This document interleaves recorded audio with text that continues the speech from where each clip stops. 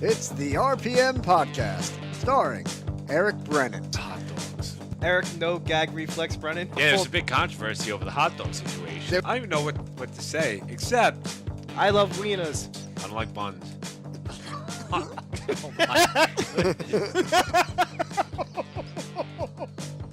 Eric straight into wieners. I nearly peed myself. Eric Graham.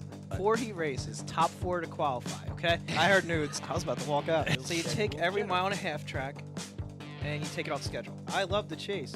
I think it's great. I'm an official. It's my job to act stupid. And Josh Matthews. I got nothing.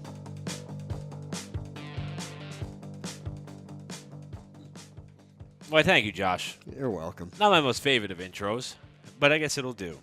Well, I had a very, very busy weekend, and I was not able to make another intro for us. And I know we're going to try to get a couple together and just kind of roll through them. But, yeah, I didn't have a whole lot to go with. That'll do, Pig. That'll do. I promise next week we'll have a better one. And, you know, that's a fairly old one, really. Yeah, fairly old. Considering we're a half a year into this thing. Yeah, we're a half a year, and we've lost half our show members. We were just talking about before we went on air. First of all, hello, everybody, and welcome again to the RPM Podcast. I'm Eric Brennan, and I'm, of course, joined by our buddy Joshua Matthews. And that's it. It's just us tonight. Sam, unfortunately, has to work after he knocked it out of the park last week. And, of course, Eric had some work commitments pop up and a couple other things go on, and just got back from a weekend in Pittsburgh working with his karting association along with Sam. And from what I hear, it was a home run of an event. They got their trip in Indy coming up September 24th and 5th, I believe it is, in Indianapolis they'll be. And hopefully Eric will be back soon to tell you all about it. In the interim... Eric, did you hear that? He talked about karting. I did, in a positive sense. So, and this is not me brown-nosing for a potential gig that may come up one day if I am lucky. Fingers crossed. So, what? I'm not giving away secrets. Listen, we at the RPM Podcast look to be completely transparent. What you see is what you get. And I feel like I'm channeling my inner Stephen A. Smith as I look right into that camera and tell you, we try to be authentic. We try. And when it's only two of us, it's going to be hard to shield anything. So this may be as raw of a podcast you ever see. Without Sam, I have a feeling we're going to... You need more confidence. I mean, look, the third person is usually great to hold all the pieces together. But if there is any kink in the armor, it's going to come out now. We're going to show our true colors here without a third person to throw the rope and try to save us from drowning. It's going to happen. Any more things? No, I think that's it. So now that I've set the expectations so incredibly low, we're going to blow you out of the... I was going to say out of the water, but I didn't want to go that far. Because I was thinking of that Bo Burnham song. You want to stop at Blow Me? No, Josh, you said, really? You stopped at Blow You. No, I meant... Oh, that didn't take long. I told you, we don't have that third person throw us the life vest. This is crazy. Well, I had to take over for Graham. Yeah, he'll be proud. He will be very proud. So somebody else who may have been a little bit proud. Actually, wait, we have one quick. We actually got some mail. Oh no, fan mail. Yeah, I was worried about this. Now I had a little heads up on this. Now, for the record, when this came, Josh sent us a picture message. When his package came, it's a package. I don't know how big that is. Maybe a 1 foot square box. 1 foot by 1 foot by 6 inches deep. I'm trying to describe it for our iTunes listeners. I have poor depth perception, which is why I'm not a proctologist. You are over-exaggerating those numbers. I should tell your girlfriend. Now, the proc joke, that was an old George Carlin line. Now, when this came, Josh was trying to describe it to us. He sent us a picture of it. And I'm like, first of all, how do they have your address? And second of all, is it ticking? Because perhaps we offended somebody so much they sent us something with wires and batteries and some gunpowder and who knows. Yeah. So you are holding the contents of said box. I'm going to let you open this because I know what it is. And I know there's a kind of a rule behind it. And it's all for fun. What is this? It's gold paint. No, I don't know. That's the gold paint. At least it was doing. No. You. It's a diva crown. Why Why do I have a diva crown? Well, basically the rule is whoever's being a quote-unquote diva for the week on our show gets to wear that for the show. And it'll be voted. Like, today doesn't really work because there's only two of us. I think you should put that on in Graham's spot because he kind of bailed on us last week. Yeah, you did. I know he wasn't feeling 100%, but, it was a little last minute too. So There's a lot of glitter. yeah, enjoy that. A lot of glitter. I was warned that there might be a glitter bomb. If I go home with this on my hands, face, or fingers, my parents and my girlfriend are going to want to know what I was doing and who I was with. Well, there is a YouTube video too. Yeah, but sometimes that's not enough. Even the most right, obvious well, of evidence is not Anyway, enough. so put that in Graham's spot for this episode, but that is going to be something for the show. So whenever we get into an issue and we're all going to argue over something, whoever's being the biggest diva out of all of us. Now, define diva. Whiny, things have to go my way. I have a feeling I'm going to be getting to know that crown quite well. Yeah. Pretty well. I wouldn't be too surprised. It's so official, too. It said RPM podcast on it and everything. Yeah. We're growing. Yeah. Slowly. We have fans. We're growers, not showers. Now, something else that is growing is the interest in what took place this past weekend at Bristol.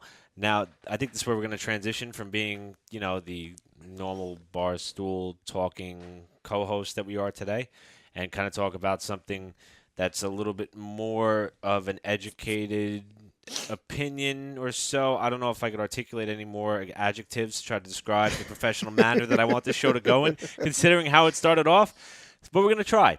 Now, at Bristol, and you know what we're talking about. Now, when I hear the term like rosin, I think of like a rosin bag that a pitcher would use. I guess there's a liquid form and a chemical involved. I would call it resin, not rosin. That's me. Isn't it pronounced It's spelled R-O-S-I-N, isn't it?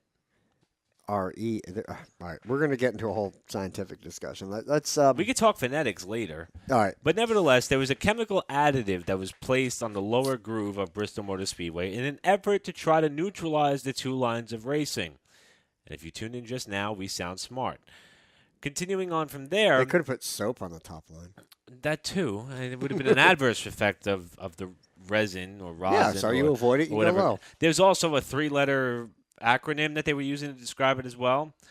So I didn't hear that. they ended up using this chemical on the lower groove. Now, it turns out that from the overnight rain on Tuesday night, it made this groove extremely slippery when the trucks hit the track for practice on Wednesday. Right. However, for the entire duration of the truck race, which was 200 laps, just under half of what was supposed to be Saturday night's Cup race, it ended up being Sunday's Cup race was, it seemed like that lower groove was there all night. In fact, the remaining 10 laps or so, in which Brett Moffitt was trying to chase down Ben Kennedy, both for their first career win, it looked like the old school Bristol because they were glued to the bottom. It looked like Moffitt was trying to get to his bumper, just couldn't do it, and Ben Kennedy won his first race. Right. Fast forward to Friday, where they had the Xfinity race. Same thing.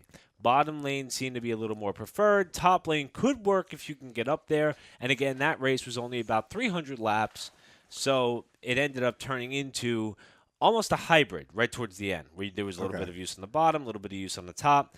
Turned out that it was Austin Dillon who inherited that win after Kyle Busch and Brad Keselowski got in a wreck, and Keselowski ran out of fuel, blah, blah, blah. So, blah, blah, blah. they add 18 inches of this said chemical to try to hook those left side tires, make the bottom work, and then it rains. Now, apparently, a steady rain shower or whatever may not wash all this chemical additive off right away. So they were able to continue on to Sunday, where we had to wait out more rain. The race finally got going around 4:30 p.m. Eastern Time, and it seemed to have worked. The racing was pretty good. And in fact, all you have to do is look at where some of the guys started versus where they finished to get an idea of how much passing there may have been. Now, a lot of top-running cars, such as Kyle Busch, Kurt Busch, Brad Keselowski, Martin Truex, Kyle Larson, they got swept up in accidents, and that was one of the reasons why they weren't competitive. However, if you look at where race winner or eventual race winner Kevin Harvick ended up starting, he started in the mid-20s. In fact, it was probably a really poor qualifying effort on his part. He started 24th. Second place finishing Ricky Stenhouse Jr., 25th. Now, Denny Hamlin started outside front row. He finished third. Then you go to Austin Dillon, Chris Buescher, 13th and 12th. Pole sitter Carl Edwards faded to 6th. Then you have Jimmy Johnson and McMurray. They finished 7th and 8th, 16th and 28th. And then A.J. Allmendinger and Joey Logano rounded out the top 10. They were 8th and 10th in terms of starting position. So what I'm getting at is it seems like that this decision really did improve the racing product. Now, after everybody crashed, Harvick seemed to have the best car. Nobody was really able to catch him. And it was tough because I guess sentimentally I was rooting for Stenhouse because he was sporting the old Brian Clausen tribute scheme and had the name above the door and everything. I think the racing was better. I think it helped the product. But I will stick by an argument that I had after we analyzed the spring race. If you put this type of track with this type of banking and this type of chemical anywhere else in the country, I would love it. Because it's under the name of Bristol, it's not what I grew up watching. And that's where I struggle with it. I guess we'll know come March if the fans return. And unfortunately for a lot of them, they couldn't come back on Sunday afternoon, Sunday evening to see the race. Right. I heard the crowd was really good on Saturday, and it didn't seem like that reflected over onto Sunday. Oh, I mean, you think people got to get hotel rooms for another night, this, that, the other thing. I actually read that a couple of the Cup teams had to fly their pit crews back to Charlotte because they couldn't find temporary housing or a hotel room or anything for them. So they had to fly them back just for them to turn around and fly back to Tennessee on Sunday morning. Slept on the plane, but easier. It would have. Anyway, actually, a friend of mine who I used to work with back at Great Adventure, Six Flags there, he was there Saturday night and then had to hop on one of the jetliners and, go home because, they pretty much gave up. Yeah, I mean, when I went to Bristol in 2002, we didn't do it on purpose, but the plan was to go back to the hotel after the race, sleep, and then come home the following Sunday. Now, if we would have been in the same position that the fans were in this past weekend, we would have been SOL because our flight left about 2 o'clock in the afternoon. Yeah. So, and I'm sure that's how a lot of people end up budgeting their travel plans. And considering the fact that the race ended just prior to probably 8 p.m. Eastern time. Oh yeah, I mean that was tough for anybody, Yeah. other than a diehard with no job. But anyway. now, in terms of the racing product, I don't know. Well, I want to ask. I mean, before we go into like rating it, because I was able to see basically the second half of the race between my commitments over the weekend. But you talked about the spring race. Better or worse? What do you think? In terms of a race, right? Well, racing product. And I'm not saying just who won, not who started where. I don't care about qualifying. I'm talking about when they were actually racing, when it was a good green flag run, battles, action, all that stuff. I think it was a fantastic race, start to finish. So it was, but was it better than the spring race?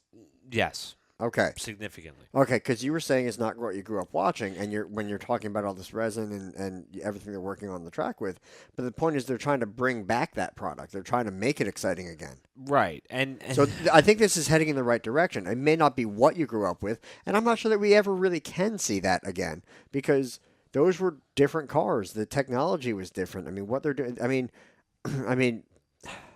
look at it. You're not with carburetors anymore.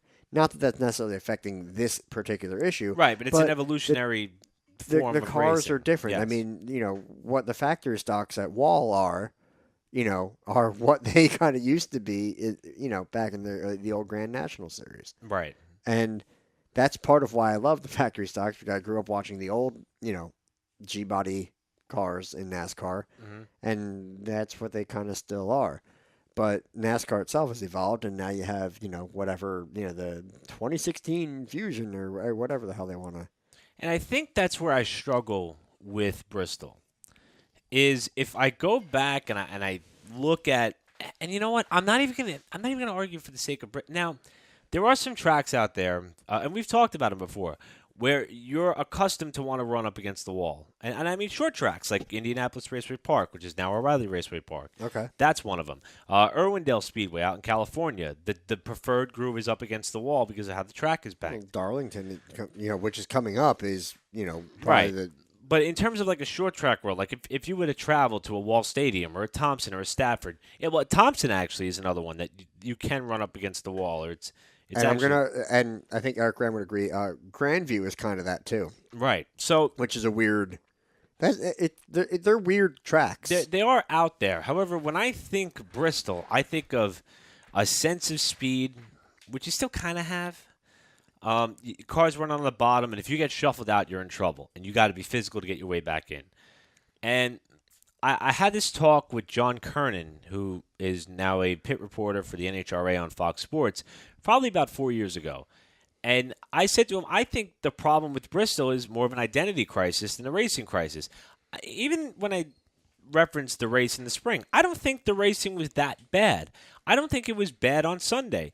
It's just not Bristol. It's not what I'm used to seeing, and eventually I'm going to be phased out. And when I say that, I mean that from a fan's perspective. The fans today who continue to cry, or a point that you brought up a while ago, Josh, who suffered from juvenoia. The longing Right. for what happened yesterday. It was always better when we were younger. Right. These damn young kids, and Will eventually be phased out. Mhm. And if current fans today like the product, what they saw on Sunday, which again, I like it. I like what I saw. It was a great race, but it wasn't what defined Bristol. It's no different than if Daytona or Talladega got if they bulldozed the banking, they made it into a replica of California Speedway. The racing was just as good as California Speedway, but it's not what we're used to seeing when we look at Daytona or Talladega. Right. It's not the same product or package. And Bristol used to come with a mantra of you had to either move someone, outdrive them into the corner, or it was a novelty to make a pass on the outside of Bristol. Yeah. It, I'm not saying that it shouldn't be impossible. I mean, I think that if whether you overdrive him or you just do it the right way and you can get it to stick, and the other guy, he's looking in his mirror, I think an outside pass should be able to work on occasion. right. I don't think it always has to be the bump and run. I'm not actually a huge fan of the bump and run. I love the contact, but the bump and run is kind of a D-bag move, in my opinion. Because, and I have my reasons. I don't need to get into Victim of circumstances, Josh? No, not at all. It just doesn't. I want the passes to be a little cleaner, but banging doors versus bumpers, I think, is a little bit different, and it's just a personal opinion. I mean, a lot of people love the bump and run, and I'd rather see more donuts on the doors. I'd say our friend Eric Graham is a fan of both. However, he has and we did see a bump and run on Sunday. When Harvick got up to Jimmy Johnson, he kind of nerfed him up out of the groove a little bit. And that's fine. I think Sunday was more of a hybrid of old Bristol versus new Bristol, but the question is it enough? Is it the same direction that Bruton and SMI want to go to try to bring fans back, to try to bring back some of that intensity and excitement? And I think it was a step in the right direction in terms of improving the racing product. But if you want to revert back to the old style Bristol, and Josh, this is where you made an excellent point, because this is something I was thinking about over the weekend. Remind me of it, because I don't remember making any excellent points. Let's just say, for argument's sake, they go back to the original constructed blueprint of when they decided to revert from asphalt to concrete at Bristol. Okay. 36 degrees of banking in the corner, not progressive, just standard from the wall down to the apron. You're right. With this style car, I don't know if we would still see that old-style Bristol where it's a Congo line to the bottom. Everybody's got to fight their way in. To move somebody, you kind of got to nerf them. And to pace, if you want to pay somebody back later on, you're more likely to do it because you're constantly stuck in one spot on the track. And you usually have to follow guys through, or you have to move somebody to make a move. Well, I don't know if that would happen today. Now, I think Bristol is probably the track that you're more likely to see that than a lot of the other tracks on the schedule, mainly because with it being essentially the smallest track on the schedule, aero doesn't matter quite as much. I mean, this is the track where aerodynamics matter probably the least. Would you agree? I would say Martinsville is a tab above Bristol in that sense, and then I would put Bristol in that conversation. But I mean, especially compared to something like a Daytona, Absolutely. A lot of the tracks, or even like a New Hampshire. I mean, you can still do pretty well with a crumpled hood and bent fenders, Yeah. And that is the only argument I have against what you were just saying, because we had talked about the bubble that the cars, to pass somebody with the aero package as is, and they're working on it, and it's getting better, but you have to drive around the bubble of the car, not just drive around the car. So, with that not being as much of a factor at Bristol or Martinsville, I think you're more likely to see the old style there come back quicker than if you used, say, you take all the other things that they did to modify the track and make the racing better, take it to any other track on the schedule, with the exception of, let's say, Martinsville, to try to get more of the old style racing back, bring another groove back in. You're still going to have to fight that aero package that they've got. So, I don't know. I'm just it's tough. And again, I think if you were to take what we saw on Sunday and you apply any other track name or destination name or city name to the Speedway, and I would agree it was a fantastic product. It's just not what Bristol became known for, in my opinion. It's not what got Bristol on the market. And when I referenced the conversation with John Kernan earlier, one of the things he said was, and we kind of went back and forth on it a little bit. It was good dialogue. And he said, it's almost like people want blood. And that's not the road that I want to go down. It's not just the wrecks and the tempers flaring and everything. It's the physicality that the old style of Bristol brought. With the new update that they tried to make this past weekend, it kind of leveled out the lines of racing, which almost reduced the contact even further. And some of the incidents that we saw came from Kyle Busch's part failure or the self-spin that was done by Kurt Busch, which took out a number of cars, including Keselowski, Chase Elliott, Matt Kenseth. Well, it's also because, Ryan there's cars Blaney. everywhere. It was right after the restart. Yeah. So it wasn't more of a physical event, and that was what, to me, Bristol was known for. It was known for a contact-induced But atmosphere. it still made the passing, or it made the battle for a position better because somebody could run high or run low, and that I'm okay with. I would love to see them a little bit closer together and bang doors a little bit, ideally. Right. But this is still an improvement from where they were.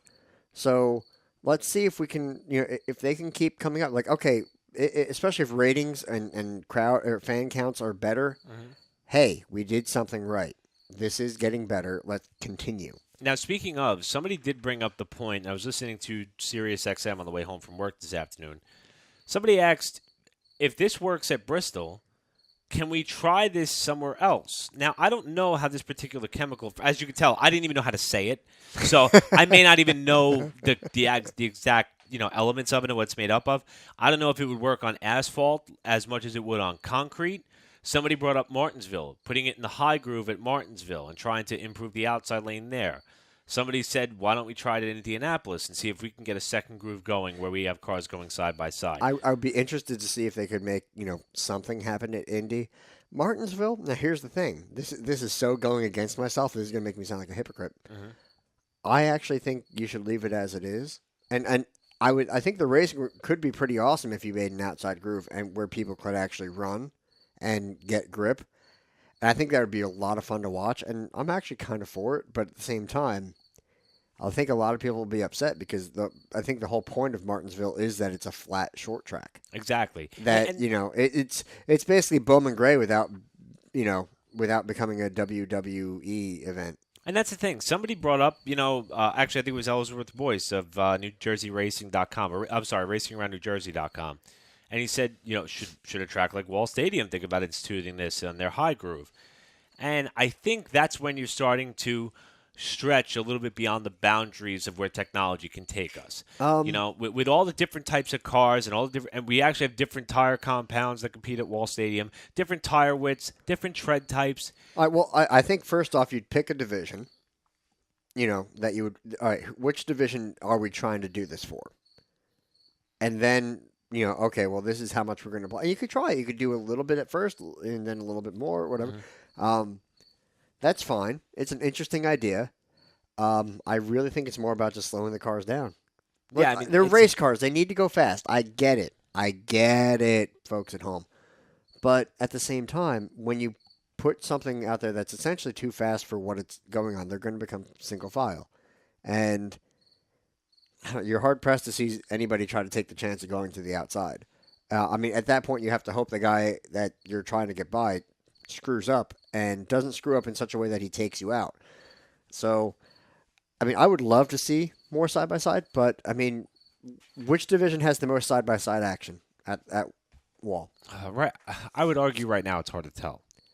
Okay, all right, can you narrow it down to the top two divisions? I'm going to tell you right now, it's not the sportsman and it's not the modifieds. The modifieds are close. They're getting there. They've been better, but come on. Because, I mean, Come on. I feel the factory stocks have struggled since the Hoosier tire change. The tire change has been in effect. So but probably I don't even know if I can go to the 4-cylinders because the competition level is not the same. It's tough. okay, all right, if we go before the tire change, The factory stocks, yes. they ran side by side lap after lap. Yes. And they are probably one of the slowest divisions, right? Right. Least power, least grip, and they provide the most action as far as side-by-side racing. So what I'm saying is scale back the power and, don't let them go as fast. I don't want everybody to run at the exact same speed because then nothing will happen. But you got to find ways to take away things to make the cars slower. It'll be interesting to see what direction NASCAR chooses to go, and we'll talk more about Wall Stadium Speedway in our final segment of the show. We're also going to get into the surprising, maybe not so surprising news of a short track star electing to hang up his helmet after one of the most long and successful short track racing careers in the world. We'll tell you more about that. We're also going to get into the third rainout for Pocono Raceway of the season. Season ticket holders at Pocono, you are due a gift from Track Management. I promise you that one. All that and more when we come back to the RPM podcast. Don't go anywhere.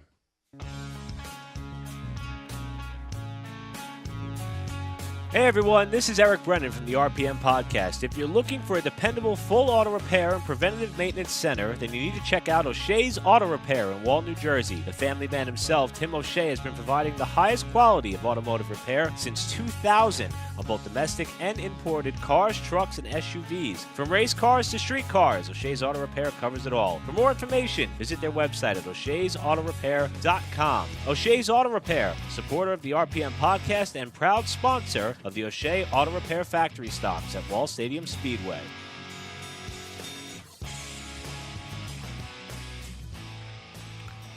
Welcome back to the RPM Podcast. Once again, I'm Eric Brennan, joined this evening by our buddy Josh Matthews. This We don't- day, yeah, we don't this know. week. I don't know when people have a chance to actually listen. Some people tell me they listen to it at the gym.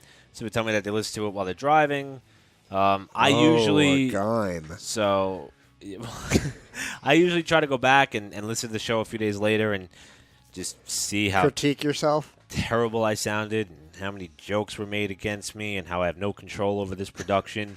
Well, And- you were just petting your laptop. So no, no, it's actually a technical problem that I think I kind of realized, which we're gonna have to talk about during the next break.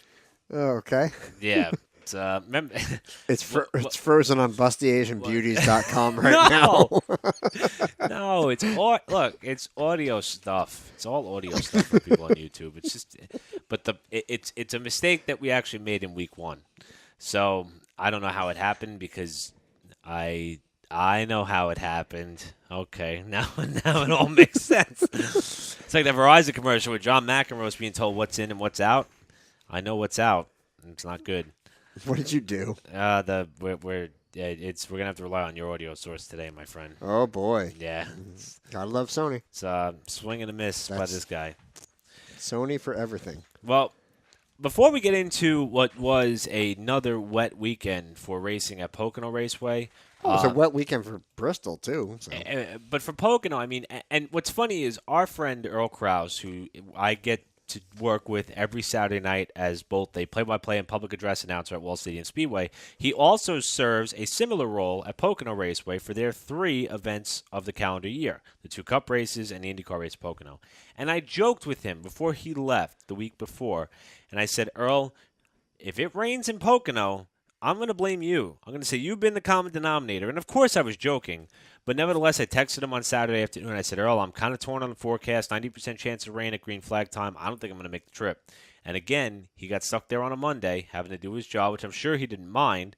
But all 3 races of the year, it has rained out at Pocono. 2 Cup races and the IndyCar race all pushed to Monday. I don't know how much worse your luck could get for a racetrack. your 3 big marquee events all pushed to Monday. Well, I mean, again, it goes back to the area. You're in the Pocono Mountains. It's rainy. I don't know. Think England. Think Seattle. Yeah, It happens. it's tough. But the race did go off without a hitch on Monday. And, of course, one of the biggest things that everybody was hoping for was a safe race. And it was it didn't, just that. It didn't go off without a hitch. Well, without a hitch, meaning it mean, began during the there was start no time more- they shot for, Okay. which was about 12:15. We saw a very hard crash by Takuma Sato early, actually, in fact, when they were completing lap 2, after he wrecked out a third. Fortunately, Sato was okay. Car was destroyed. It was a huge hit for him. And then, of course, Josh, probably one of the biggest stories of the racing weekend was the wreck on pit road between Alexander Rossi, the Indy 500 winner, who was coming out of his pit. He came up alongside of Charlie Kimball, who was going into his pit. Unfortunately for Rossi, it looked like he hit Kimball at just the right spot to launch the car up into the air, nose first. And when it came back down, Yeah, I was gonna say if that wasn't bad enough, it came back down on top of essentially the helmet and cockpit of Helio Castroneves' car as he exited his pit stall. And now I wasn't there to see it live. I wasn't even watching to see it live. I actually saw it later on. Mm-hmm. But watching NBC's live telecast, Jan Beekes was doing a pit report from a stall a couple of car lengths ahead of when the wreck occurred, and he saw it, and you could tell by his reaction that he was petrified because of what he just saw. I mean, and when you see the replay, you know why, because the car literally looks like it landed with the left front tire on Helio Castroneves' head. I do believe from the replay that the tire did hit his helmet. There is a still shot on Twitter. In fact, if you go to Matt Archuleta's Twitter, and I'm not sure if he is just a freelance journalist, photographer, writer, what have you. You got his name in, you're good. He follows the sport aggressively, and he had a still shot from Castroneves' car that showed the tire marks on that little piece of restraint that they push into the car after the driver that straps foam Yes. insert? Yeah. And there was, in fact, a tire mark there, as well as right next to the roll hoop. So it may have not only hit his head, but it could have, when it fell back off the car, it also got that sector. But, man, oh man, I mean, considering what happened a year ago in losing Justin Wilson, that I think At the same track, yeah. and we've talked about the halo issue, or I mean, well, the cockpit protection issue. Go ahead. I'm sorry. Well, it's, I think there's no sport in the world that could emit irony the way that racing does. And fortunately, this wasn't a tragic case of irony. Again, Elio was okay. Kimball was okay. In fact, Kimball continued on in the race. Rossi was distraught because he had a car that very well could have won that race and backed up the Indy 500 win if he was able to stay in contention. But that incident pretty much ended for him. But again, the good news is Elio was fine. One thing that Warren Alston pointed out, our buddy who was actually flagging the Jersey Rush tonight, he said the track with possibly the widest pit lane across the country produces an incident like this, which we also saw come back and bite Michaela Lotion at Mid-Ohio. And the thing is, Josh, when I'm watching this thing unfold, Rossi is a clear 5 to 7 pit stalls ahead of where he stopped when Kimball begins his arc into his stall. I don't know who to place blame on this incident, but I'm sure the series will be looking at it to try to prevent it from happening again. All right. Well, here's the thing. You're talking IndyCar. You're not talking NASCAR. So spotters aren't. I mean, I know they have people that are talking to them, Right. but it's not the same as a spotter in NASCAR, right? Yeah. But then you can go like the F1 and sort of IndyCar route of unsafe release. Mm-hmm. But at the same time, with such a wide pit lane, I don't know. I mean, Yeah, I would love to have Eric Graham on for this. I really would love his input as an official. And you'd almost think initially if Kimball was pitting directly in front of Rossi or even 2 stalls in front of Rossi, I would place the blame on Rossi or even Rossi's right front tire changer. Because usually they're the one to put the hand out and signal guys to go or to stop or there's a car coming or something. But like I said, because of how far along Rossi was, I almost think it should have been on Kimball's guys to tell him that he's got a car exiting the pits to his left. Now, I have to watch it again, thinking about it a little more critically. Because I was looking more like, oh my God, wow, this. I was looking more at the did it actually hit him, and the event unfolding, not so much what caused it. But I'd like to see how far out Rossi was. I want to see who could have been seen, whether or not anybody could be seen in the mirrors. Right. Because at that point, you got to think it's got to be partially on the driver. If you're 7 stalls away, let's say go to the far end of that, 7 stalls, you got to be moving out to the outside line or the outside lane of the pit road. Right. Because that's where you want to be to give the other guys room. So he was trying to do the right thing, but at the same time, should he have been looking? Yeah, and then you got to wonder if Kimball was too far out to begin with, considering he didn't Now, make a did stop he do yet. a hard sweep down? It seemed like did that he was come what down? he was doing. It's so hard to tell. And I think, we may be able to watch it another 10, 15 times and still not come up with an exact reasoning. Well, see, the view that I've been watching, the only view I've seen, the only camera angle has been pretty much from the end of pit road, looking back on it, and that's really hard to tell distance. That you need something closer to the flag stand where you can get who was farther ahead at what point, and or maybe even an overhead to see how far out somebody was. I mean, that's a tough angle to really judge from. I mean, you don't know that they're that close until they make contact almost.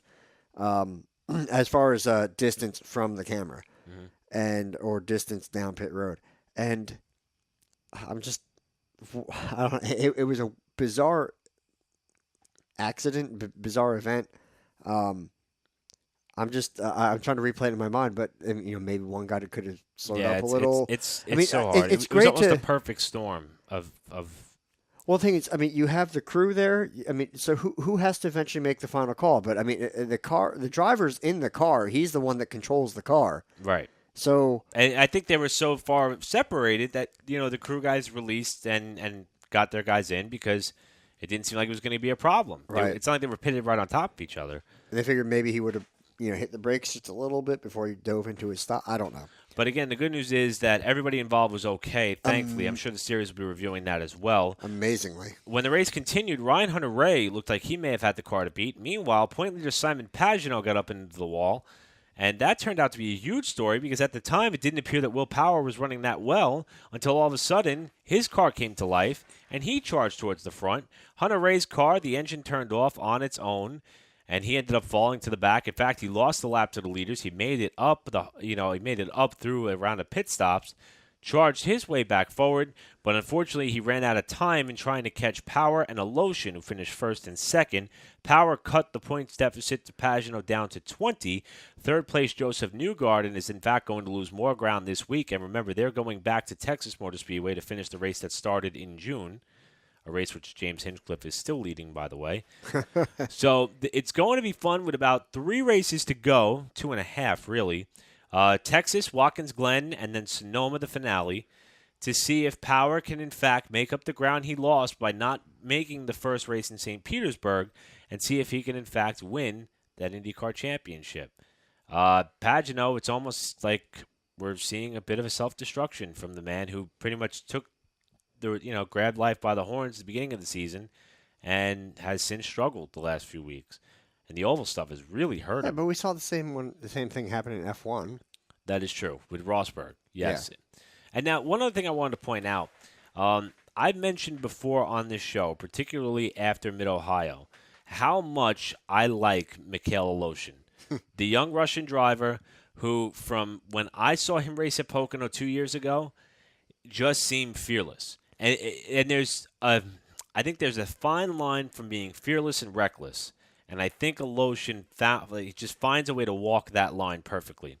And there was something that caught my eye, and it was from a one-on-one interview that he gave afterwards with Robin Miller, and then it was then picked up by Racer.com. Aloshin was actually quoted as saying, quote, "I love racing ovals." And here's why this is surprising to me. Most of these drivers who come out of a European country or overseas and elect to make the trip over to IndyCar racing, perhaps because all other opportunities on the European side of motorsports have dried up or are not as intriguing, usually hate running ovals. In fact, Mike Conway, who's a very well-established open-wheel driver and sports car driver, won't even run on them anymore because of a couple of bad crashes he had. And it's not like Aloshin hasn't had his tough hit yet. If you remember back at the season finale at Fontana in 2014, Aloshin was practicing his Schmidt-Peterson Motorsports car when he spun out on his own, got hit by Charlie Kimball, and got launched up into the catch fence in a late practice session. Well, he ended up with a concussion, severe chest injuries, fractured ribs, and a broken collarbone in the crash. During his recovery period, there was a problem with his sponsorship and the governmental funding, and he had to sit out the entire 2015 season only to return this year. The good news for Aloshin is it looks like he will be back next season with Hinchcliffe at Schmidt-Peterson Motorsports. But to hear a driver who has gone through what he has, who only competes on a handful of ovals a couple times, well, now I say a couple, IndyCar only runs about 5 oval races a year, and to see that he has taken such a liking to them and has proven to be fast on road courses, I think Aloshin may be the next rising superstar in IndyCar. And part of that is because I really like watching him race. Well, is there any chance that he would move over to a full-fendered car? You know, I would love to see that. I'm just curious. I mean, if he loves it and if it's out there that, if he's a good driver, maybe somebody would use him even as a development driver. I would really love to see that because he just seems to have taken such a and I don't recall a European driver specifically coming to the IndyCar series and adapting to ovals that well. Now, some of you are saying, well, what about Pagenaud? Pagenaud never really showed a lot of strength and success on the ovals till he joined up with Penske. Then you kind of expect it. A lot of his success with Schmidt-Peterson when he was over at that team came on the twisties. Once he got over to the oval side, then it took a little bit, and then the Penske power goes a long way, of course, and now we've seen him run very well on the oval side as well. But I just love Aloshin. I just love the fact that when I went to go see him race at Pocono for the first time, this before the aero kit was in place they have now, where passing is just phenomenal. He went all the way down to the painted checkered line of the pit wall to make a pass on a restart. And that's when I immediately fell in love with the kid's driving style. And it makes me happy to know he's taking a liking to it as well. Good stuff. No, I think it's awesome. And I'm curious to see what will come of it. Although I'm wondering if he's going to be shunned from, by a lot of the other drivers. Yeah, that's true. Because there was, I want to say, this had to be back when I think F1 was running at Indianapolis. Mm-hmm. There was a moment that Bob Varsha said, you got to wonder what it'd be like to just take these things on an oval and just open them up and see what they can do. Yeah. And just out of curiosity, these are some incredibly fast cars. Mikhail Aloshin is their guy. Well, he is the guy to do it. Well, Bob Varsha immediately, as he finished that sentence, said, but they all squashed that idea, and they don't like it. And then I think the commentator, the other guys in the booth with them, were like, "Yeah, you're nuts! Like, don't even speak." Like, why not? It's curiosity. It's almost like restrictor plate racing, where you have a couple of guys who really, really like it, like Michael Waltrip, Dale Earnhardt Jr. There's a couple other ones, I'm sure. Then you got, just like in the IndyCar series, where you have a couple of guys who really don't mind racing on ovals and running fast, including guys like Castro Neves, who's had a lot of success at Indy. We've already talked about Aloshin. And I'm sure Ed Carpenter is only running the ovals for his team. But it's just, to me, it's weird that, fine, especially the European guys, the open wheel cars, they do their road courses. They love their road courses, but they're so against the ovals. I like both. I love racing at Wall. I love our high banked oval. I think it's awesome. I ran at Bridgeport. It's the quarter mile dirt in your track, and that was fun. I've ran at Mountain Speedway, which is now Evergreen, and Yep. And that was fun. That was in the snow, but they're different tracks. They're fun. And I also have run on the parking lot course, I'm going to call it, at Englishtown. That was a lot of fun. In Eric Graham's kart back in the day. Go down to Millville, New Jersey Motorsports Park. They have an awesome karting course. Elevation changes left, right. It's great, and I love it. I want to race on both types of tracks as much as I can. It's fun, But to be so against, one, I don't know. It kind of boggles I guess my mind. it's no different than Cup Series drivers having a problem running on road courses. I mean, eventually they all just had to adapt to it, and I think we're going to start to see it on the IndyCar side as well. I'm just saying, in terms of if the you're ovals. if you're not as good on one, that's fine. But then you work at it. Mhm. And I know that some teams will bring in a specialty, you know, driver for that weekend who's normally good at road courses. And okay, fine, but I don't know why are people so against it. I haven't heard any NASCAR guys that are like, oh no, I hate running the road course. They may not be as good at it, but they don't hate it. Yeah, it's that's why I think for Lotion coming out and saying these things is a breath of fresh air, and who knows? Who knows where it'll go? Maybe I that just first hope win that will come on nobody. the Oval in Texas this Saturday. I'm just saying. I hope nobody looks down on him for enjoying ovals. I hopefully not. At least in We'll IndyCar, see. he'll be a little better. But I mean, F1 would probably. As we said, IndyCar Series will be in Texas Motor Speedway to wrap up a race they started a while ago. It was postponed due to weather, and then the remaining races on the calendar will be the permanent road courses of Watkins Glen and Sonoma. Before we head into a break, just want to note Brittany Force, Del Worsham, they ended up capturing the Top Fuel events for Top Fuel and Funny Car, respectively, in the NHRA events at Brainerd. And then we also had, scrolling through my notes here, of course, Drew Skillman ended up winning in Pro Stock, and Andrew Hines got it in Pro Stock Motorcycle. And speaking of motorcycles, there's still one race to go in the AMA Motocross schedule. Ken Roxon has already wrapped up the 450 championship, while Cooper Webb has already wrapped up the 250 championship. Of course, the motocross side plagued by injuries where Ryan Dungey went down. He was a favorite to win, but Roxon rising to the occasion. Nevertheless, only one race to go there. They were screwed from the start. I mean, like the first couple of races, they just lost riders. Yeah. Riders. You know what I mean.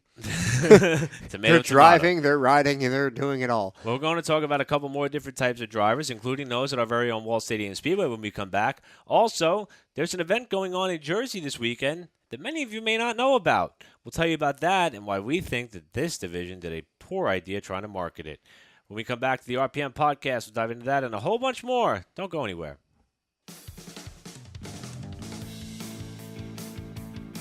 Hey, this is Josh from the RPM podcast. Like our show but hate Eric Brennan's New York accent? Well, follow us on Facebook.com/RacingPodcastNJ, and he promises to lose it.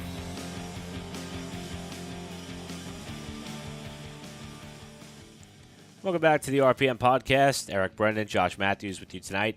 Again, Eric Graham and Sam Ballard having to take care of some work business, so it's just Josh and I trying to fly the plane. The question is, can we land it? Hold on. What the hell does that mean? You know what it means, Eric. Don't argue with me. Before we get into anything more, I just want to say that the career of one of the greatest short track racers appears to be over after we thought it was over 2 years ago, but it came down Monday night. It's like Weird Al.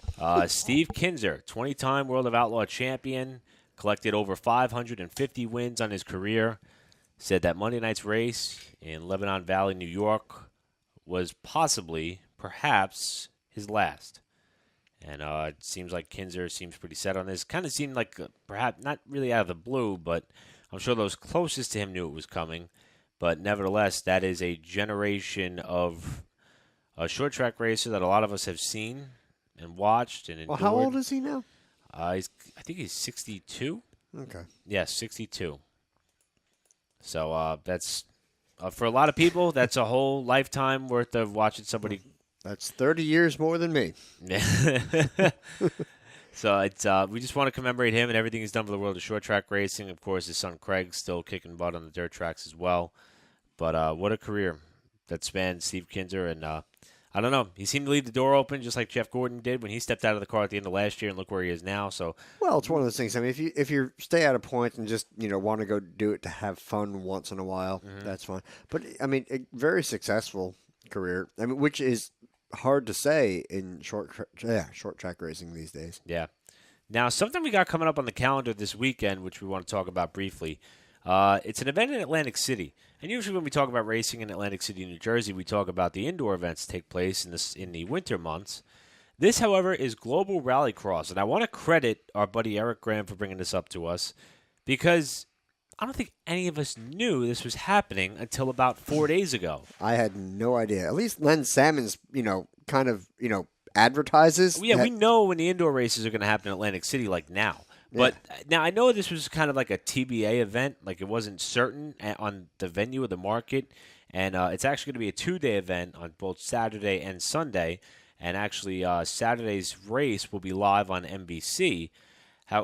Sunday's race will be live on NBC. However, usually when you look at the Rallycross website and they show everything that's going on, there's a track map included, and you kind of have an idea where they're going to run. And actually, the picture shows like 3 Rallycross cars on a beach under the boardwalk with the Atlantic City Skydrop behind them. Oh, it's a beautiful photo, but it doesn't tell us anything. I don't think that's how they're going to actually be racing. Yeah, why not? We'll use the beach goers as speed bumps, jump over the people, and what? I don't know. I don't know if I'm in favor of that. Worth a shot. But I'm telling you, I think if this was promoted properly, you could get a rather large crowd and, perhaps maybe get something going. I mean, look, the indoor thing turned out to be a huge success because then you combine racing with gambling and drinking and it's a good mix if you could pull it off correctly. And I don't think that Global Rallycross is pulling it off correctly because they haven't. I mean, let's be honest. They really have not promoted their events the way they should have. A few weeks back, we talked about the rainout they had at the Air Force Base not too long ago. There's a couple other things that have come down. Car counts are shrinking for whatever reason. They're holding LCQs for finals that are going to consist of 10 cars either way. Yeah. So I don't really know who's at the top of Global Rallycross, but I think they need a stern talking to because this is something that could really explode, and it's just not doing it. Well, I mean, there's a lot to it. It could be a lot of fun. I love watching it when it's on. It's kind of like the Red Bull Crashed Ice, where they're guys on hockey skates and they're going down this incredible obstacle course, but it's like skiing / ice skating, and they're wearing hockey gear. I mean, it's awesome to watch. Yeah, I've seen it. It's but good stuff. Rarely on. I mean, you kind of scroll across it. It's hard to unless you're really diehard, it's hard to follow. Mm-hmm. And I think that it would be great to see this down in Atlantic City. I'm glad it's happening, but our show is about racing, and we have a specific section of the show, a whole segment for New Jersey. And if none of us knew about this, none of us came across this in passing even. Yeah, I mean, we could have made a weekend out of it, but I had no idea. Want to go Sunday? Well, I got a wedding on Saturday night, which I'll get into. No, I'm excited about it. It's going to be fun. I'm not. It's going to be a good thing. No. We'll elaborate. Pull a gram and bail on it. He went there. I'm going to use that from now on. He's going to be mad at me. Reminds me of a joke a correction officer told me today. I owed you one. Other look at the national calendar. More prison stuff for you, huh? This one's bad. I'll tell you off air. Formula One is back. They'll have the Belgian Grand Prix this weekend. IMSA is at Virginia International Raceway. That went fast, didn't it? Yes, that summer break came and went like you wouldn't believe. I thought we just talked about them going on break. Like we did. It's crazy. The Sprint Cup Series and the trucks are at Michigan. Again, the Sprint Cup Series running that extreme low downforce package for the final time this year. The Xfinity Series running a road course for the final time this year. They're at Road America. We also have the AMA Outdoor Motocross event at the Ironman National. That should be their season finale. And we've already touched on the Global Rallycross event at Atlantic City. And, of course, Indycar is going to wrap up their race in Texas. Now for the Wall Stadium Speedway calendar, where they are going to have their Woody's High Bank 105. Before we get into that, though, let's talk about what happened this past week. Josh, first time you got back to the track in quite a while. You took Bryce with you on his birthday weekend. Which track? Wall Stadium, that is. Well, because I was at 2 tracks this weekend. You were. In fact, you were pretty busy on Friday night, perhaps even more busy than what you were doing on Saturday night. Don't sell yourself short, man. You worked hard. You and our buddy Vinny Troya were out there on Friday night. No, I had a blast, but I think watching my kid was a little tougher than. I mean, he's great. He's wonderful. He doesn't go running off, but I mean, it's we're watching a kid. It's a little, anyway. Yeah, down at Bridgeport Speedway on the quarter mile, the inner oval dirt track. Had a blast. A special thanks to Lee Allen, Chris Allen, Vinny Troya, Danny Brewer. God, I'm forgetting so many people right now. Mark for bringing the car down. I mean, I got to run, not my car, but the 31. It actually was Richard Petey's old car. The old 43. Yes, the old 43. Bill Stockert was driving it for a while at Wall. And I think Corey Stockert even hopped in it once or twice down at Bridgeport. No relation with those guys. Just interesting having the same last name. Anyway, so that was a lot of fun. I made it a whole 15 laps, which halfway. The car, I mean, it was getting better each lap. I was feeling it out, because I didn't run hot laps or anything. I don't know if they did either. I got there so late after working and everything. But I was having a blast. I was chasing down Danny Brewer. We were, it was just a great race. And then all of a sudden it just kind of bogged down and started backfiring, started making popcorn, basically, is what it sounded like. I had my foot to the floor on the final lap that I made, and it just wasn't going. So I pulled it in and let the guys have at it. I mean, it was great to go down there. It was great to be back in a car. Great to actually race again. And I'm hoping to race anything again soon. So thanks to those guys. Thanks to everybody for putting me in a car. I had a blast. Derek, I forgot his name already. Won. Jones. Yes, Derek Jones won the race. There was a 30-lap enduro. I mean, there's a lot of racing going on. I mean, and it's a great price to get in. I want to say between me, the wife, the kid, and mind you, I had to get a pit pass to go in. I want to say it was like $30, 35, something like that. I mean, it was cheap, fun entertainment. You guys should really check it out. I think September 9th or so they're going to be back, or 16th, I think it is. They're going to be back with the enduro cars, the 8-cylinder enduro cars down there. It really is a good show. You get a lot of bang for your buck, I think.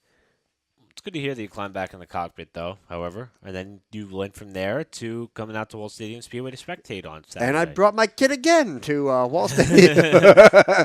Back to Wall Stadium Saturday night.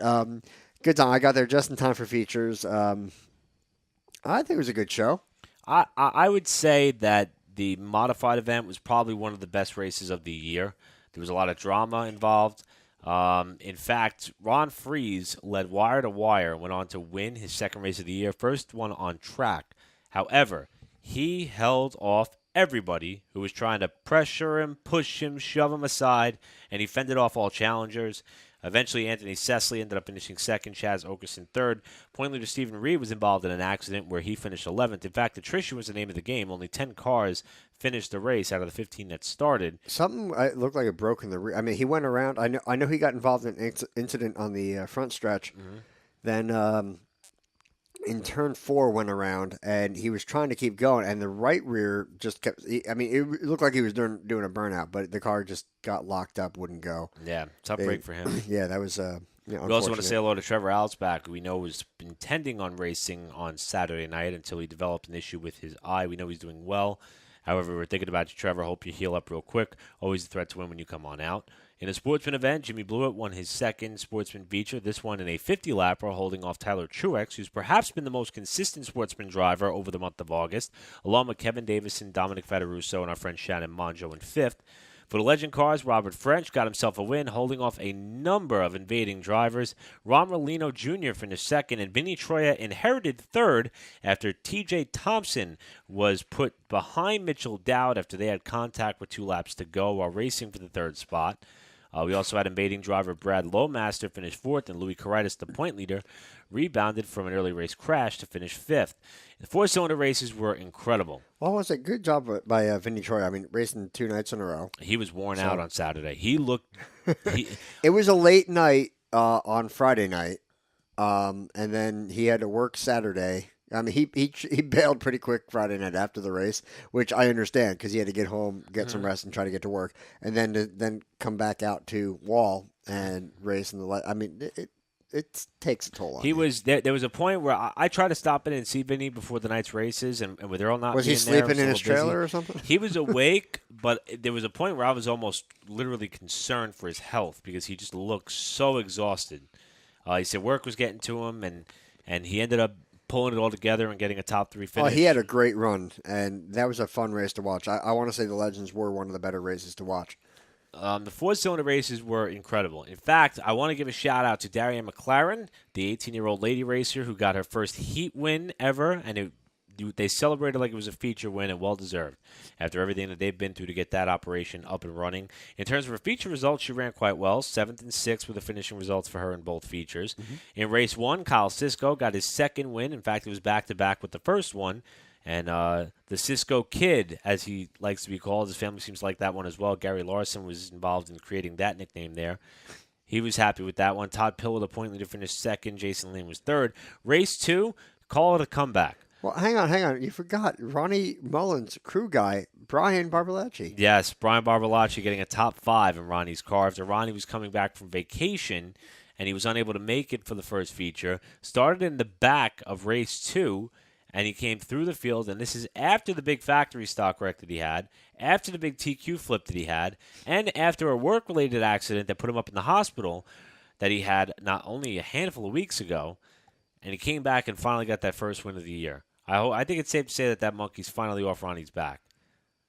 Yeah. And you can see he was happy. I love when a guy gets out of the car, jumping up and down, and he's got to reach his arm in there and punch the roof back out because he dented it in from standing on the car. It was a lot of fun. Brian Osborne came up one spot short of following his buddy Kyle Sisko back to victory lane. Osborne finished second, and Todd Pillow continued a consistent night with a third-place finish in race number 2 as well. That's a fast car. And in the limited late model feature, it was Howie Conk who grabbed the win over Brian Doyle and Bill Vanderveen. Whew. Long night. Long night, but a fun night. Well, yeah, who was it that blew up in the sportsman race? Blake Barney. Yeah. Blew up big. I mean, big. I haven't seen a motor grenade like that in a while. Yeah, but to his credit, he got it right down in the apron pretty quick, making cleanup a lot easier. Perfect. So I want to give him credit for that. Which actually, speaking of cars having issues, I'm going to try to make this quick because I know we're running short on time here. Mm-hmm. But this was something that came up. There was something on Facebook about it that I saw, and then I believe our buddy Warren Austin also not got into the fray, but kind of tried to create his own poll on his page about it, about when or when not to throw the caution if a car has gone around but isn't quite in the racing line. You know, you want to elaborate? Yeah, you know what it is? All right, listen. My job with this show is to discuss, report, and also to be authentic. So with that, I may or may not be stepping out of my comfort zone here or my boundaries. And in fact, I think I kind of owe it to you after how slow of an opening segment we had. So with that being said, I will give you my full-fledged opinion, and we'll leave it at that. For my 4.5-year tenure at working at Wall Stadium Speedway, I began to notice, particularly in the first 4 years, that drivers would get spun, have a perfectly safe, well-rounded car, the car would still be running, and they would sit there to try to draw the yellow. Now, there's two reasons for doing that. One is to get caught up to the field, but the other is there used to be a time where the offending driver who turned that first car around would not get penalized unless they drew a yellow for review. Mm-hmm. So now, if you're in front of me and I turn you around off the bumper of my car, and you're sitting there, you know that the only way that you're going to get justice the proper way without stuffing me into the fence is if you wait for the yellow and wait for them to go back and review it and then put me to the rear with you. So that's one thing. And in fact, there were even times where drivers would tell me that. They would say, you know, look, my car was running. I sat there because the only way that he's going to the back with me is if I caused the yellow. As of late, it appears, and we brought up the Legend Car event with TJ Thompson and Mitchell Dowd.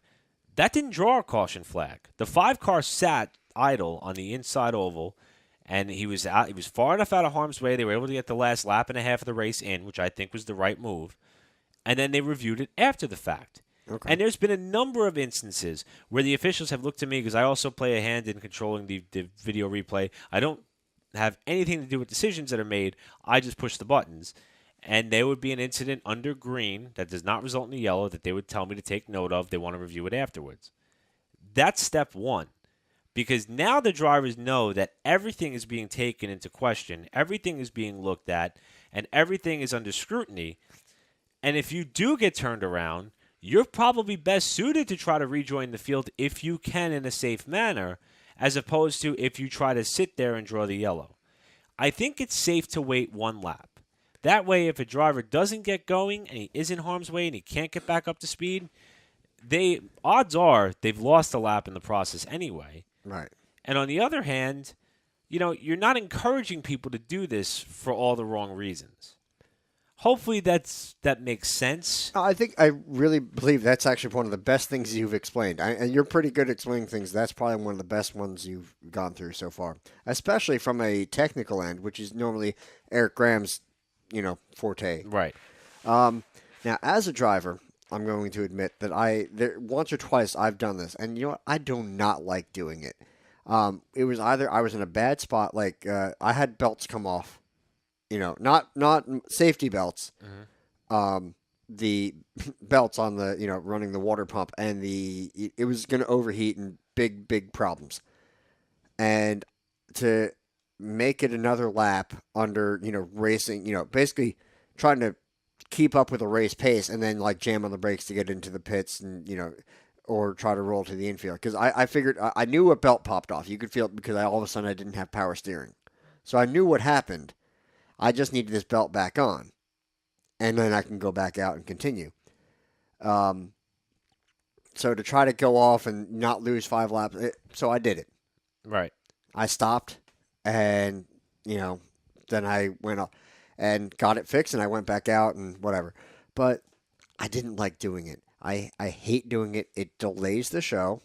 Takes away from the fans. Now, there was an argument. Our friend JC, great guy. He has a true passion for racing, and I do have to disagree with him, and I don't want to take, the show and, I don't want to use the show as a platform to put me above him by any means. But I do want to talk about it, and I did want to mention him and give him some credit, because he did have a fair argument about what if it's safety? What if it's something like a medical issue? A couple people talked about this. If somebody, like, say, had a heart attack, which has happened in a race car. Yep. But he was also saying, well, what if, say we think they're safe and out of the racing line, but somebody goes wildly spinning and still hits into them and causes an injury. It can happen. Very unlikely, but it can happen. I will acknowledge that. But, one, basically what we're trying to avoid is people that... Now, I've never thought about the revenge and getting the guy that turned me to go back with me. I've only thought about, oh crap, now I've just I'm so far behind now, like especially in like a heat race, let's not even talk about that. But in a feature, you're essentially almost losing a lap by the time you get yourself right and then try to get back up to speed, get the crud off your tires, and it's a sucky position to be in. Now I will say, if anyone is having like a heart attack or a medical emergency, short of straight up blacking out and, you're going to probably go into the wall anyway. If you're having a heart attack, you're panicking, things are bad, but you're probably going to try to get to the infield and get right to medical personnel. Yeah. And 9 times out of 10, probably, let's say 9.9 times out of 10, I'm going to go with, when they come to the infield, the safety crew is looking at that car. They're looking to see if the driver's moving around, looking to see if he's okay. When I pull down, like if I just have a regular problem, I pull down, try to stay out of the way of the trucks, so the safety crew can get out and the track crew can do whatever they have to do when a caution comes out, if a caution comes out. They're looking to me. They even try to come as close as they can to the car without putting themselves in danger and make sure that I'm okay. So they're there. They are paying attention. They see you. They're checking on you. And so I'm not really worried about that end of it. Mm-hmm. But a lot of guys are doing this to draw a yellow, and it's really delaying the show. It's making it a less of a race for the fans. And it sucks for them. I know it does. But guess what? You get to come back next week. And even let's say Turkey Derby, one of the biggest events of the year, probably the biggest. Mm-hmm. Right. I don't think it's fair to the fans. I think it hurts the show, and it makes them look like whiny crybabies. Well, that's the thing. And again, I don't have basically we need to give them the diva crown. I don't have a problem with anybody raising concern about this, because I would be lying if I said there weren't a couple times where I thought we were on the edge of waiting too long or it being a risky situation. but you have to find that comfort zone, because the problem is if you don't police it at all and you just let it run rampant, then those nights where we're done with our races at 9:30 turn into 10, 10:30, 11 o'clock, 11:30 real fast, because Oh, yeah. everybody's going to want to try to draw their own. And you see it now. You see other competitors in multiple divisions try to get back in and rejoin the race now more than you do sit there and draw the yellow. Because you know what? If they sit there and they draw that caution, they self-penalize themselves, by going a lap down. If it turns out that there was no reason for that, then, they're the ones who are in trouble now. For what it's worth, no matter what division, as I go as a fan and I'm watching the races, every time I see somebody spin and they get themselves back going and rejoin, I actually applaud them. I do clap. Yeah, I mean, I remember I was calling a legend car race last year, and Robert French got hooked while in the heat of a championship battle late in the season. Spun down into the backstretch, got it lit up the tires, got back up on the straightaway, lost about 6 spots, and rejoined the race and continued to comb his way back through the field. It's a sucky thing to have happen. I'm not denying that in any way. But, to all the lady racers, no offense, but, man up. I don't mean that in the boy. yeah. No, I don't want to pull an Eric Brennan here. Yeah, we don't want to twist our words But here. what I'm getting at is, suck it up, and you got spun. Your car's still working. Go, get turned around and go. Yeah, I mean, and now, and you know what? Maybe there should be. So you don't want there to be too much dialogue between the people who are calling the shots and the people who are the inmates to the asylum, so to say. You don't want it to be too transparent, because then people would try to find ways through.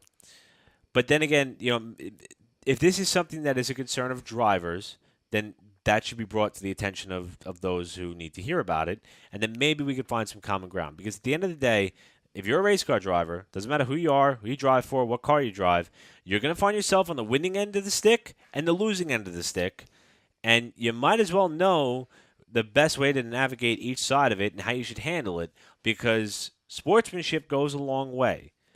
And if you do the right thing on one side, Racing Karma will reward you on the opposite side one day. I agree. I think probably the easiest solution is, all right, look, if it's a medical or a danger thing, fine, we'll throw the yellow, but you're going a lap down, period.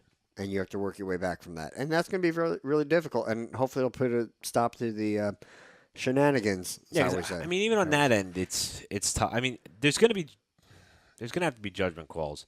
There's not a perfect way to do this. We can't make everyone happy. And to an extent, I'm kind of glad Eric's not here, because I wouldn't want to put him in a precarious position in discussing this. Right. And again, I'm not on the side of either argument. I just go by what I see and what I know, and I think don't forget, you're a fan too. I mean, you wouldn't have joined this if you didn't enjoy racing to begin with. Yeah, and it's hard to, and my job is to try to maintain a neutral perspective as much as it is for the people who are wearing the white or the black shirts. But at the same time, as an announcer, I think you also have to play up the right. There is an element to feuds how this all transpires and how the story progresses through guys who overcome such adversity or don't overcome such adversity. Mm-hmm.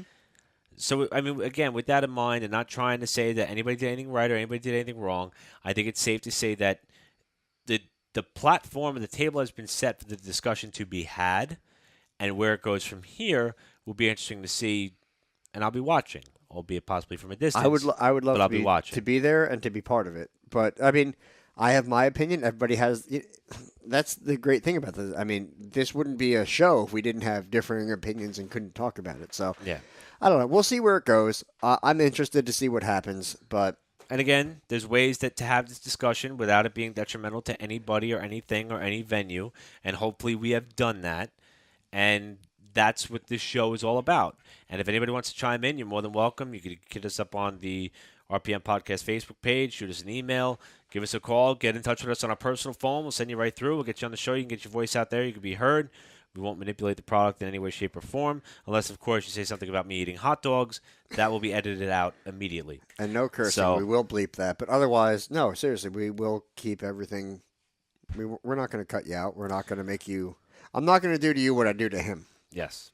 Now, speaking of Wall Stadium, what we have coming up next, we talked about the Woody's High Banks 105. Speaking of which, Josh, you alluded to the track crew, the Woody's Roadside Tavern Track and Safety Team. Bar none. Only track crew I know that has a sponsor. Amazing. They're awesome. Woody's is also going to be sponsoring the big modified event. In fact, it's the last modified event that is going to be quite long in terms of distance for the 2016 season before we get to the special events at the end of the year. Modifieds racing for $5,105. Limited late models are back. In fact, the limited late models are also scheduled to run a makeup race. The factory stocks will be back from a week off. The ATQ Marais will be on the inner oval, and the Garden State Vintage Stock Car Club will be showing off an exhibition as well. For full schedule, details, and information, you can simply visit wallspeedwayracing.com. I will not be there this week because I'm going to a friend's wedding. No, you will be there because screw that guy and screw his wedding. No, his engagement party was off the hook. It was incredible. Yeah, so you already had the fun. The wedding's going to be miserable. They're just going to be miserable. You're like, enjoy being miserable. Have fun. The church anyway. part will be cool. The party part will be good. No. It'll be fun. No. I promise you. We're really going to go down that road. Anyway, so why is it the 105? Does anyone know? Where did the 105 come from? I'm curious because I only have one thing that it could possibly be, and it doesn't really fit. Because Woody's is located at 105 Academy Street. There you Farmingdale, go. New Jersey. Okay, sweet. Yeah, I knew it had something to do with the address. There we go. We're collecting points here. Well, I'll tell you what, Josh. This was a lot of fun. Even though I think if you go back and listen to the intro of the show, it may have been a little bumpy and rocky for us to get in our groove. But once we did, I think it filtered out pretty well. And we had some pretty deep, detailed discussion without putting anybody in a precarious position, I believe. Say that 5 times fast. No, I don't even remember what I said. I'm all hopped up on no sleep. Ooh, baby. I'm on my second win. So what have you learned today? Well, I kind of learned that it is possible to have a unique and educated discussion about the rules and ethics of short track racing without name calling. So that's good to know. I'm not sure where you're going with that, but all right. I'm just saying it's possible to talk about these things I think without it being awkward. Well, yeah, well, I think that's about who you talk to and, how you talk to them. It's all about, I don't know. It's how you present it and making sure you listen to each side and try to fully understand it. And, well, I'm not even going to go there. I also learned that Mikhail Ocean loves racing on ovals, and I love him for it. I learned how deep Eric Brennan's love for Michaela Ocean goes. It's deep. Deep and detailed. I got to order myself a T-shirt. We're not supposed to be biased here, but I'm going to the Schmidt-Peterson website. I'm ordering me a T-shirt. So I have a Jamaican bobsled T-shirt. That's awesome, by the way. My parents made me watch that movie once as a kid. Great movie. So also speaking of T-shirts, I don't know if I mentioned this before. A couple weeks ago, the Richard Petty Motorsports Museum unleashed a stash of Adam Petty memorabilia: T-shirts, die-cast cars, 1/24th, 1/64th scale. That old 45 hat, which we remember Kyle Petty wearing at the end of his racing career. All that stuff is available at the Richard Petty Motorsports Museum. You could also go on the website and order it there. A large portion, or 100% of the proceeds, a lot of the proceeds, I should just say, is going to go towards helping the Victory Junction camp. So when I was only 10 years old when Adam Petty passed. He was 19. I thought he was going to be the one driver that I could follow through life and career, and a lot of people dubbed him as the saving grace for Richard Petty Motorsports, what was back then Petty Enterprises. Mm-hmm. Unfortunately, it didn't pan out the way it could. But the legacy that was left behind by that young man to help so many sick and just children who were dealt a bad hand, you could say, it's remarkable. And it's something that always resonated with me. I ordered a bunch of shirts, and in fact, just a heads up, the shirts run a little big, so I had to order more shirts. I didn't return them because it's going to charity, so nobody loses. That's awesome. Just give them away. And again, it's Richard Petty Museum. Check it out there. Great cause, and gone but not forgotten, for sure. I also learned that Eric Brennan doesn't know how to plug in the proper USB cord. Yeah, I caused an audio blunder. That whole thing that we talked about in the last segment, that was all him plugging in the wrong cord. Yes. My bad. Two more quick things. I want to thank our sponsors, of course, Ace & Old Landscaping, SR Fabrications, and, of course, O'Shea's Auto Repair. And finally, happy birthday, Dad. 67 years old, and he still works 40 hours plus a week. I meant to mention that early in the show because we said a big happy birthday to your mother. Yes. The week that you weren't here. So, yes, happy birthday, Eric's dad. Yeah. My father is Great man, Eric with a hardworking C. guy. And but I will tell you one thing: I don't think he's ever listened to a minute of this podcast before. I don't think the other Eric's dad has listened to him in it either. He's always working. He's 67. He doesn't stop working. He worked 8 hours today. He worked 53 hours last week. You have to get him. Well, you're one of those weird Apple guys, so go get him an iPod or something. He already has one. He's into technology and all that stuff. It's incredible. So load that as the only thing on there. And force him, just like Sam forces people to listen to it. That is true. I truck. can kind of bait him into having to listen to it nonstop. That's what I'm going to do. Objective for when I get home. Try it. Give it a shot. See what happens. I'll let you know. We'll tell you how it goes next week. When he says, "I have no son," the following week. He's there's one last tidbit I really wanted to get to, and I'm going to do it anyway, even though we're pretty much out of time here. We talked about a lot of things last week, and we actually did get some great viewer, listener, I don't know what you call them, response from our friend Aaron. And, yes. Because basically we mispronounced his name a little bit. We kind of knew that was coming. Well, we figured it was going to. We tried pronouncing it like 5 different ways, just saying, well, at least we would have gotten it right once. But he actually messaged me and said, "Hey, thanks for the shout out. By the way, tell old One Bite that he mispronounced my name." So your name is catching on. Your nickname. And like I said before, that will be edited out, so we can move forward with this. And I think that does it for this week. I think so We're going to too. close it just the same way we started, right at the bottom. We've reached the expectation that we set, which were low. Next week, we'll be back to the RPM podcast. Hopefully, Sam and Eric will. In fact, we expect to have our friend Pete Miletto here, who is a now retired, successful kart racer. And you want to talk about somebody who's physically fit, this guy's got it covered. So we'll get into a lot of that discussion as well. He's scheduled to be here next week. Hopefully, everything works out. And I think that's it, Josh. I think we're done. We made it. Woohoo! By ourselves. We made it to shore. Yippee. On behalf of Josh Matthews, I'm Eric Brennan. Hope to see you all next week. Have a fantastic week. We'll see you all at Wall Stadium Speedway. Go to Wall.